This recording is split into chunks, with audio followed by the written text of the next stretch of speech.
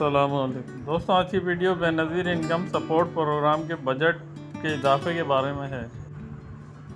ایک اہم مالیاتی اپڈیٹ میں حکومت پاکستان نے باضابطہ طور پر مالی سال 2024-25 کے لیے بے نظیر انکم سپورٹ پروگرام کے بجٹ میں 20% اضافہ کیا ہے، جس سے کل مختص رقم 10 لاکھ روپے ہو گئی ہے۔ 716 ارب اس کے ساتھ ہی اہل خاندانوں کے لیے ماہانہ ادائیگی کی رقم 13,500 سے بڑھا کر 14,500 کر دی گئی ہے۔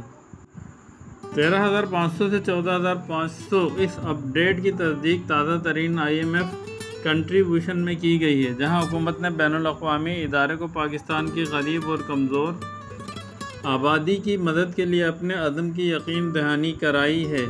بجٹ میں اضافہ کیوں؟ PISP بجٹ اور ماہانہ نقد اور امداد میں اضافہ ایک ایسے وقت میں ہوا ہے کے تحت مالی امداد بڑھانے کا فیصلہ کیا ہے، جو کہ ملک کا سب سے بڑا سماجی بہبود کا پروگرام ہے۔